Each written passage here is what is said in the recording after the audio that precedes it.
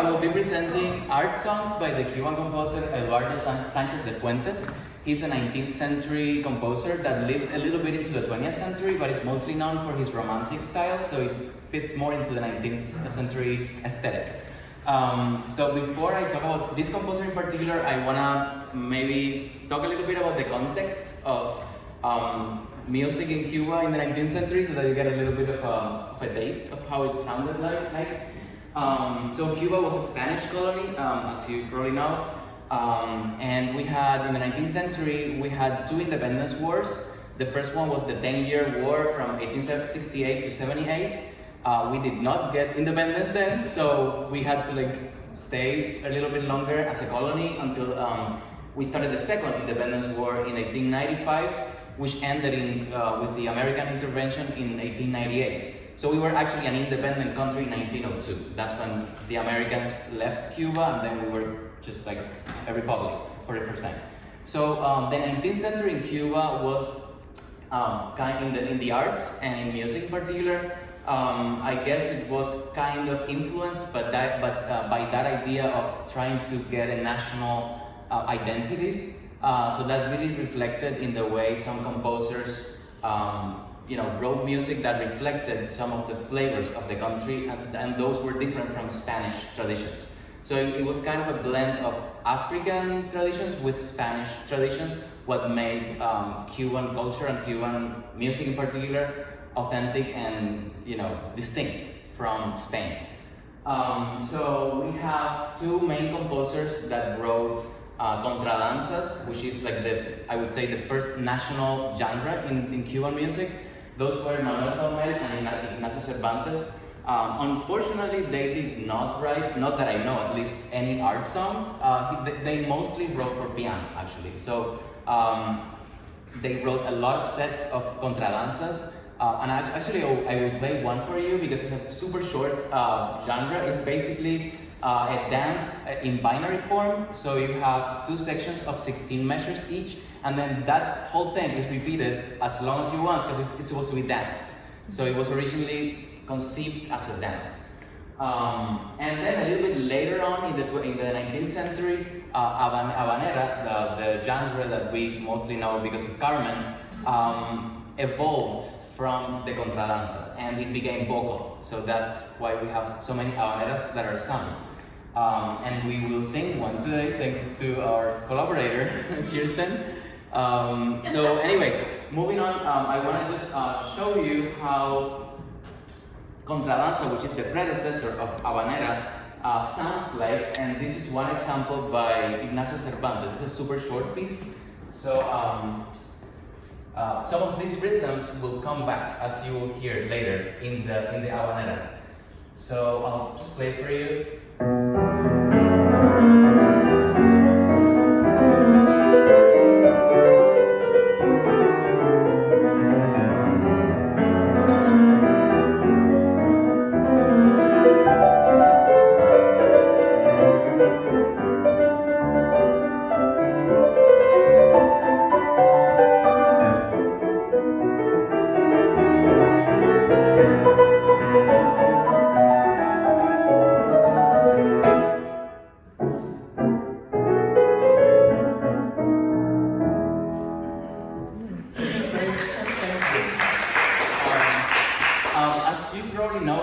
There's a little bit of syncopation going on, or actually a lot of syncopation going on, right? A lot of syncopation going on, and there are some kind of stereotypical rhythms that you will see later on in other Cuban genres.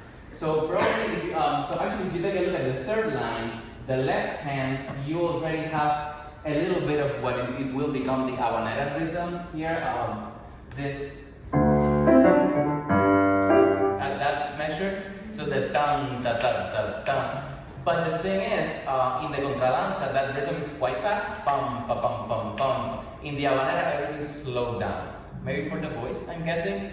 So, but that's the rhythmic pattern that came from contradanza. So that was the origin of habanera, actually.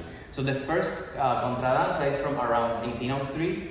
The first habanera is from around 1845. So 40 years later, the first habanera was kind of invented, right?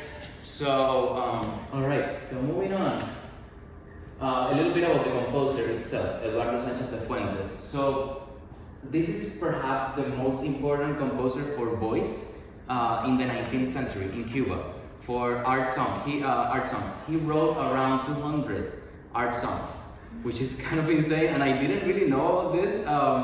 So my personal history with this composer is that when I was doing my bachelor in Cuba, I had to play a set of songs by him for one of my recitals, and I thought that he had maybe like 20 songs in total, because the thing is, most of his songs are not published. And that brings another topic, is like the accessibility to this music, which maybe we can talk a little bit more about later. But yeah, he has a lot of repertoire for voice and piano, and he also has like 5 operas actually. So yeah, he loved the voice for sure. So he was, this is cut for some reason. Sorry about that. But anyways, he was born in Cuba, in Havana. He was the son of a Spanish writer that was kind of important for us. And he not only was a composer, but he was a musicologist. So he was actually our first musicologist. So he really did a lot of research, and there are several books about his musicology research. Some of that has been criticized recently because his view of native Cuban cultures was he was exaggerating the influence of native Cuban cultures into modern Cuban music, which was actually proved wrong, because unfortunately our natives were mostly killed by the Spanish very early, as opposed to like Native Americans. We still have Native Americans nowadays, but we basically lost all our native population like super early, around the 1700, right? So we don't have a lot of influence actually of that type of music. So he kind of downplayed the influence of Africans in Cuban music, and he exaggerated the influence of native cultures, which was kind of wrong. But anyways, he's an important musicologist. What else? His most famous song is the one that you can find on IMSLP. It's the only one. It's Habanera 2. It means you, basically. That's perhaps his most famous song. So the 200 songs that I mentioned before, he kind of grouped them in 3 main categories. One of them is habaneras, and we will see what that looks like a little bit later. Romanzas, or canciones, which is songs in English, right? And then that's the list of his operas: Yumuri, El Náufrago. I'm sorry, I don't know how to show the rest of the slide, but yeah, several operas. Anyways, so here, this is his side as a musicologist that I mentioned before. These are some of the books that he wrote on Cuban music history in Cuba. This is the most important one, El Folclore de la Música Cubana. And he wrote a book on Ignacio Cervantes, that's a composer of the piece that I played before. That was his teacher, so that's why this is kind of important, because the connection is super clear, not only in the rhythms, but also in the pianist, I guess the textures that he used. All right, so moving on, I wanna introduce some of his songs. This is a little bit more about his life. He studied law as well, and he was the founder of the Cuban Academy of the Arts and Literature in 1910. So, before we get into the songs, I want to kind of introduce a little bit of what the habanera sounds like. And by the way, we pronounce it habanera, not habanera, because the H is silent in Spanish, as you probably know. So that means from Havana, that's what it is. Because the city, our capital, is not Havana, it's Havana in Spanish with no ha sound, right? So his Habanera 2, that's the famous one that is on IMSLP, already shows those iconic rhythms of habanera. So on the bottom of the screen, you see the accompanimental pattern of the habanera, which is pam, pa, pam, pam, pam, right? And then there's a variant to that, which is pa, pam, pa, pam, pam. Yeah, so those are the two accompanimental patterns of habanera.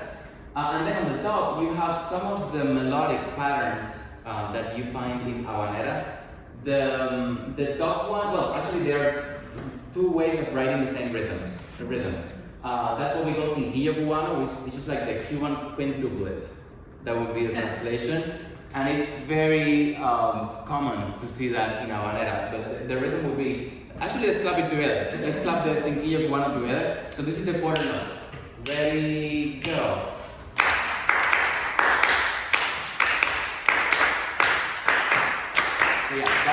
Yeah, exactly. Great, awesome. So that would be the rhythm of the Cuban quintuplet that is very commonly used in habanera. And in fact, you can see that at the very beginning of the song. Let me play for you. So it starts like this. And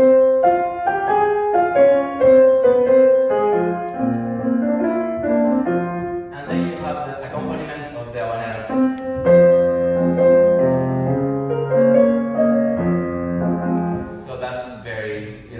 Specific of that genre. All right. So maybe we can sing our first. Actually, before we sing it, let's talk a little bit about the text of our song. So we're gonna play two songs today by this composer.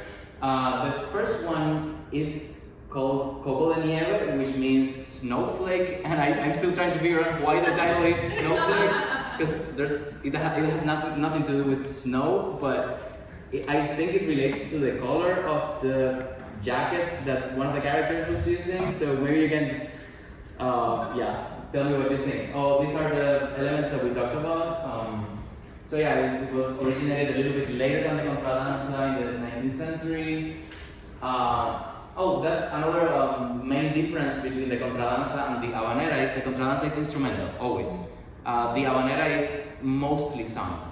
It's mostly vocal, although you have some habaneras that are instrumental. It's slower in tempo also. We also mentioned that. And then it got very, it became like really famous as a rhythm, as a genre. So we have those important composers who kind of took the genre and did famous pieces with them. Then the other two categories that he composed were romanzas and canciones. So the difference with habanera is that they don't have that accompanimental pum pum pum pum in them. The romanzas have octosyllabic verses with vowel rhyme in alternating lines. That's another detail that is kind of specific to the romanza. And the structure consists of 4 sections separated by fermatas. That's another, important detail. And then the canciones are basically freer in all senses. So you don't have necessarily a rhyme. They have free verses mostly, and the structure varies compared to a romanza. A little bit of diction,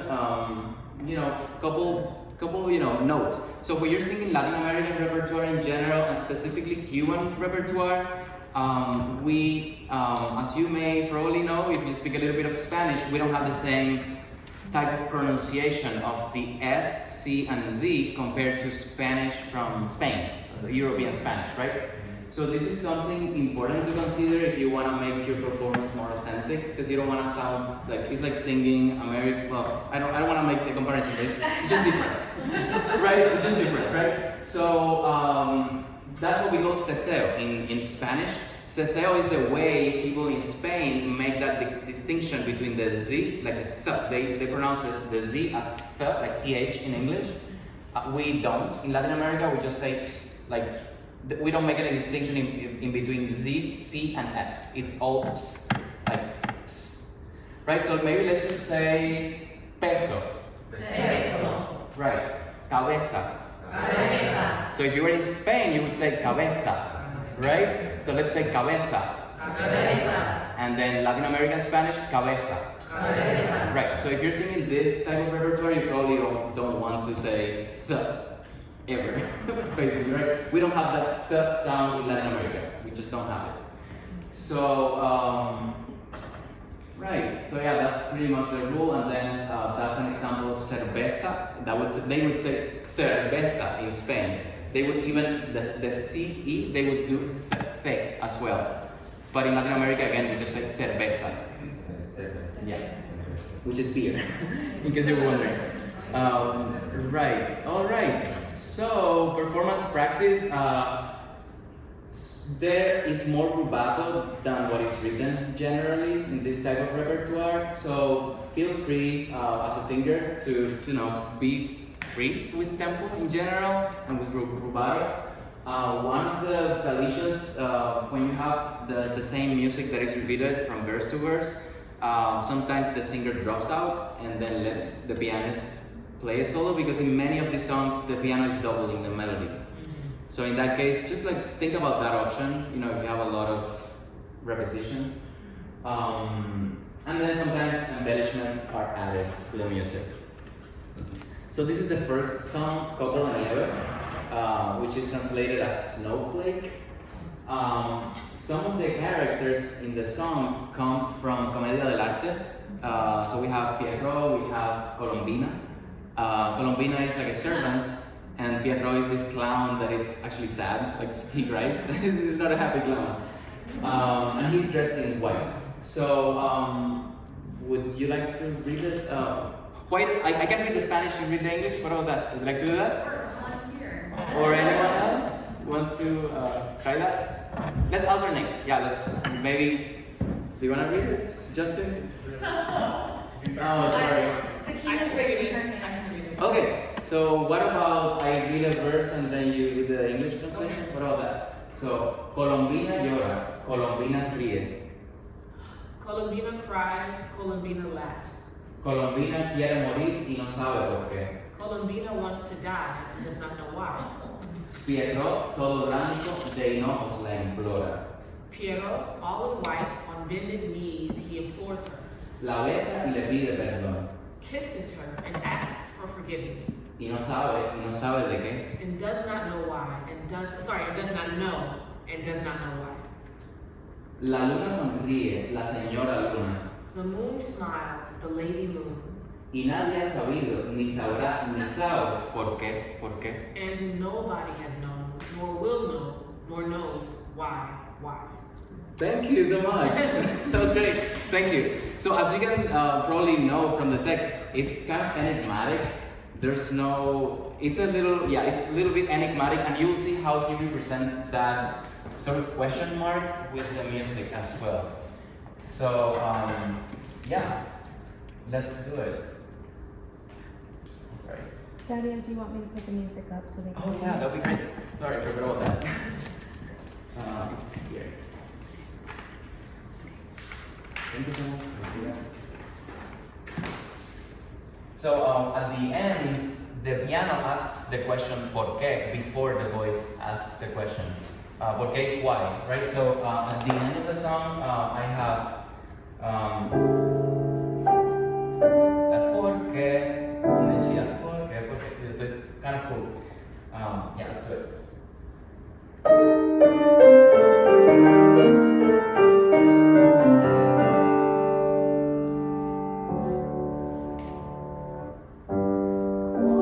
Colombina,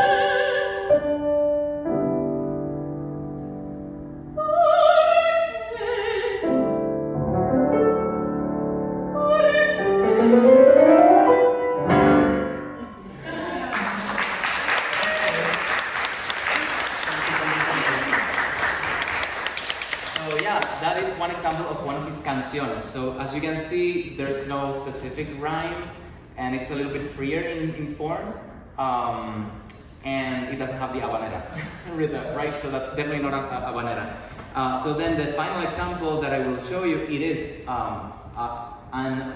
I don't know if it's just a habanera. Anyways,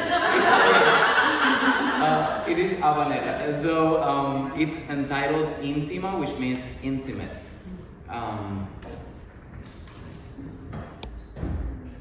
Okay. Oh, okay. Oh, okay. Okay, here it is.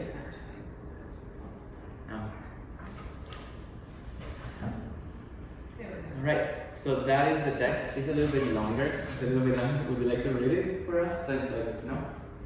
I'll read it. You'll read it? Okay, let's do it. Same way? Yeah, okay, let's do it. So, Intimate is the title, as you know already. So, me aparté del camino. I strayed from the road. Me alejé de tu lado. I went far away from you. Pero perdí la vida en el camino andado. But I lost life in the road well trod. ¿Qué soy sin tu cariño?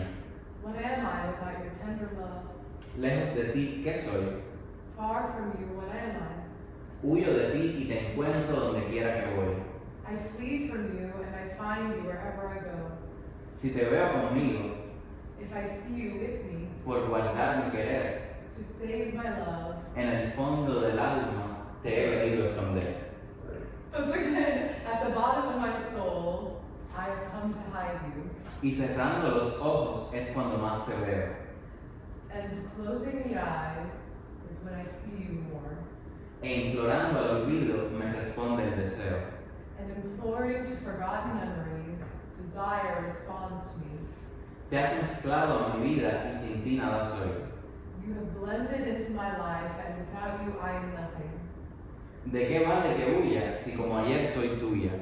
How is worth running away if like yesterday I am yours?